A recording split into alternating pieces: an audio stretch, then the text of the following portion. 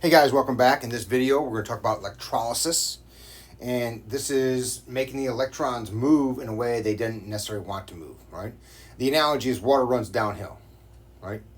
Well, to get water to go uphill, you got to pump it, right? It's the same thing we're doing with electricity. We're applying what we call an overpotential, right, to make the electrons go the opposite way down the wire, right? We're just going to stick with direct current, right? And so you apply a potential. It's an over potential, right, more than the least negative E standard, right? And so the reaction is usually the easiest one, not always, right? Because there's two controls. There's thermodynamic control, which we're talking about. There's also the kinetic control with EA, and so both have to be met. But usually the thermodynamic control wins.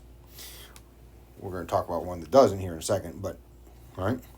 So let's say we're going to do the electrolysis of a dilute sodium chloride solution. Let's say you want a pool, a swimming pool, like a permanent one, whether it's above ground, in ground, and you want to keep that swimming pool clean, right? Because we like clean water. Well, chlorine's used, right? Well, it's not, right? So think about chlorine gas. What happens if chlorine gas goes into water, right? It's instantly going to make, basically, H plus, right? Cl minus, and then hypochlorite.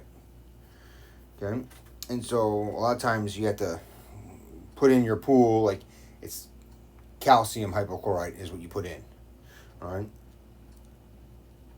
And then you got to neutralize that with maybe some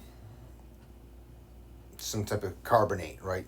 Which is like sodium carbonate or soda ash or whatever you do, right? Because you got to get the pH right in the pool. Well,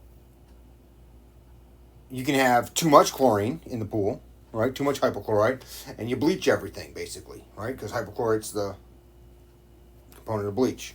So you got blue swimwear coming in, you got yellow swimwear coming out, right? Skin's irritated. That's too much chlorine. Usually that's not the case, especially in public pools. Usually it's not enough chlorine, because when you're swimming, right, what happens? You're sweating, all right? And one of the components of sweat is urea, which is a nitrogen-containing compound. All right? And that nitrogen-containing compound reacts with the hypochlorite to make these chloramines, like NH2Cl, for example. And that's what burns your eyes in the pool. All right? So a lot of times it's not enough chlorine instead of too much chlorine, which maybe it just grossed you out. I don't know. But that's what it is. So a saltwater pool now maintains the chlorine at a certain level, right, through electrolysis.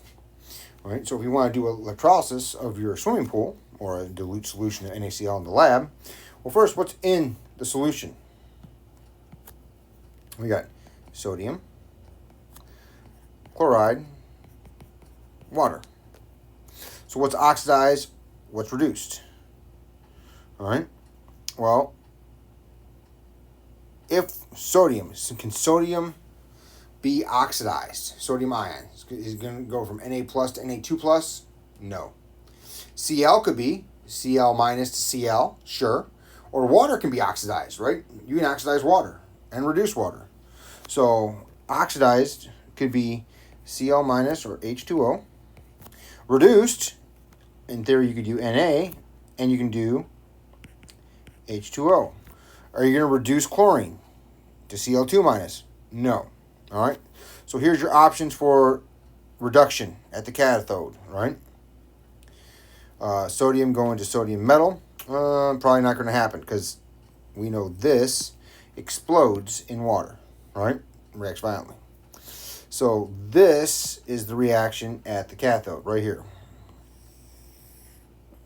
All right. Water plus 2 electrons going to H2 and hydroxide. Okay. Oxidation at the anode, you got this one, or you got this one, right? And you would expect this one, but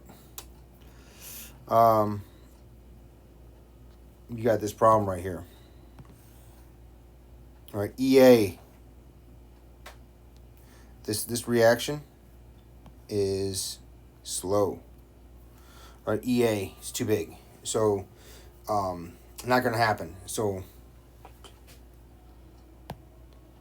chlorine actions. And now, when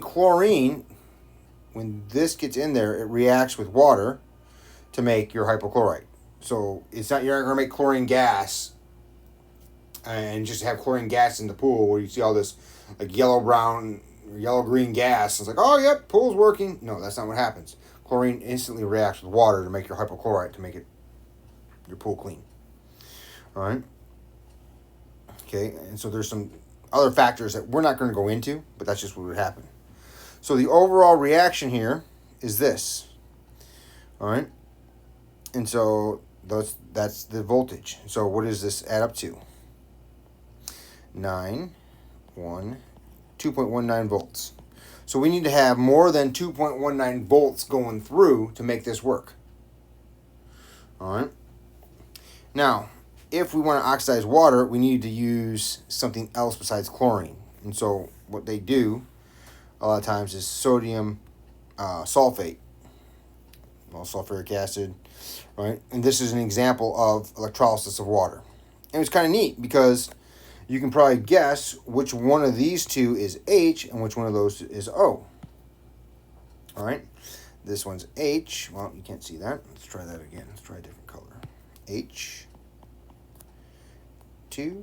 and O2, right? Because it's a 2-to-1 ratio. We're making twice as much hydrogen and oxygen. It's kind of neat. All right, and so that would be the electrolysis of water. Why would we do this? What's the point of this? Why do we do electrolysis? Well, one, I can make elements, right? A lot of times you can do it for purifying elements, not just hydrogen and oxygen, but to purify copper, to purify a lot of elements, you can do electrolysis for. Another thing we can do electrolysis on is plating, right? If you have white gold, I don't know if you guys have white gold, but gold is gold, right? It's its own color, it's its own thing.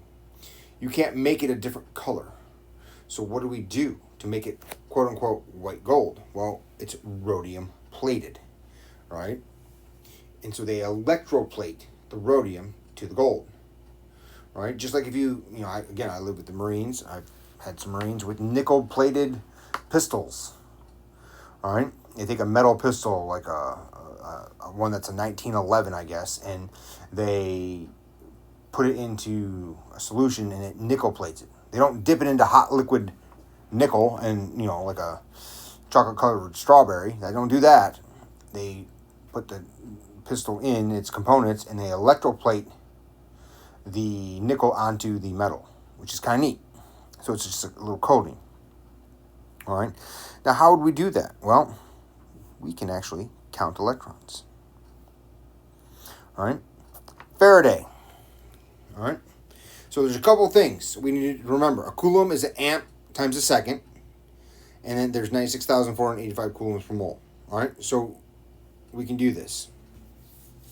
All right. This is actually not too terrible. All right. And so if we remember, coulombs equals amps. We'll use times seconds. All right. All right. And then you have 96485 coulombs. 1 mole of electron. All right.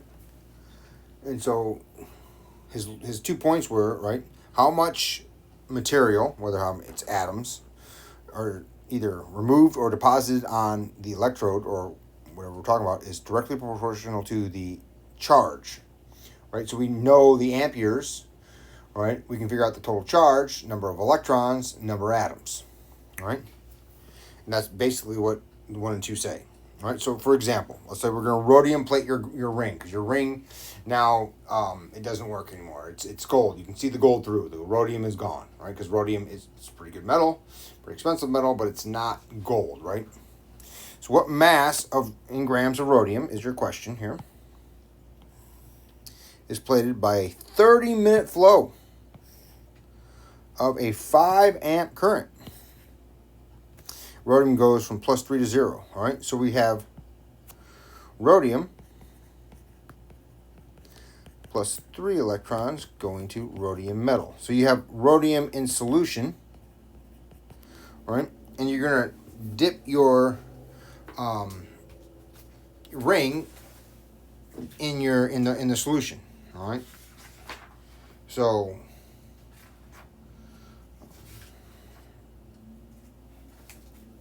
it'd be fun. Okay. So let's see if we can draw a picture here. And so you have your solution with rhodium-3 in it. Then you got to have your rhodium metal. All right. RH. And then you have your gold ring, which you don't want it to be gold anymore. Okay. And then you got to have your wires, of course. However, right? And so what's going to happen? All right.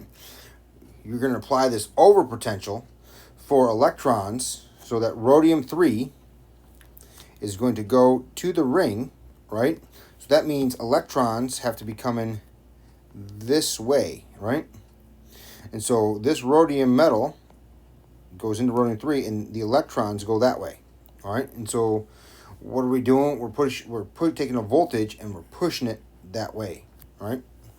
And that's how we're going to do this. And that's how we get the rhodium to go from the metal over. Kind of neat. And so 30-minute flow of 5 amp current. Let's look at that. So we have 30 minutes. Now we know that 1 minute is 60 seconds. We got that.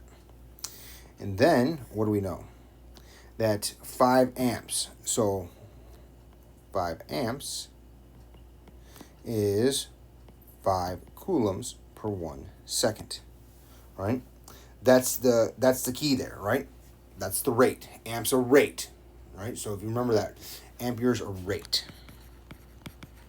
Coulombs are total amount, amps are rate. Kind of like speed and time and distance. Distance is the total amount of time of you traveled, and the speed is how fast you're going to get to travel that distance. Same thing. All right, and then we got coulombs on the bottom. 96,485 coulombs per 1 mole of electron. And then for our rhodium, we know that there are 3 moles of electron for 1 mole of rhodium. And then what? We know that 1 mole rhodium is 102.91 grams. 102.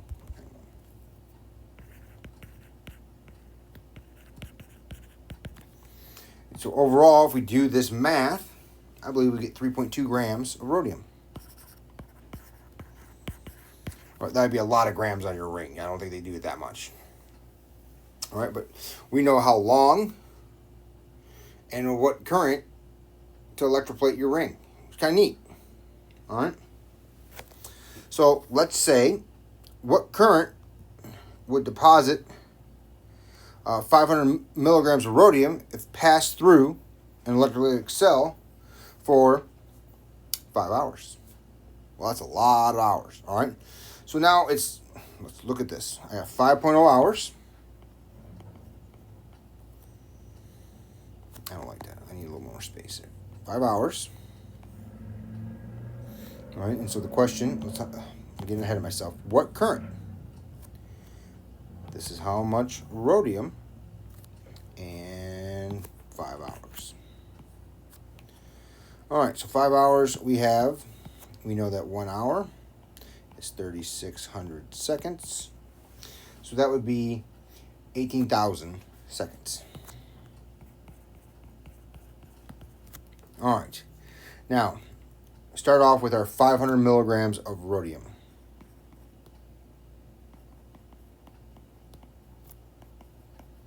That's 500 milligrams. And we know what? We know that 102.91 grams of rhodium is 1 mole of rhodium. And we further know that 1 mole of rhodium is 3 moles of electrons, right? Because we're going from rhodium to rhodium 3 plus, or rhodium 3 plus to rhodium 3 in this case. And then we know that 1 mole of electrons is 96,485 coulombs. All right, and so if we do that, I got 1,406.3 coulombs. All right, so basically 1,400 coulombs. All right, and so we'll take our 1,406.3 coulombs, and we're going to divide that by our 18,000 seconds. And it looks like we're going to get around 0.08 amperes. All right, because we only had 1 sig fig. That's fine, right?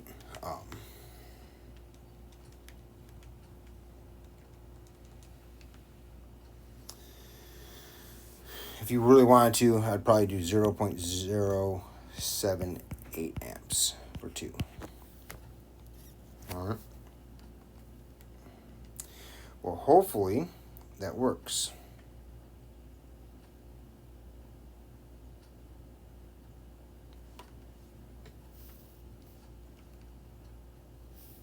If you have any questions, reach out.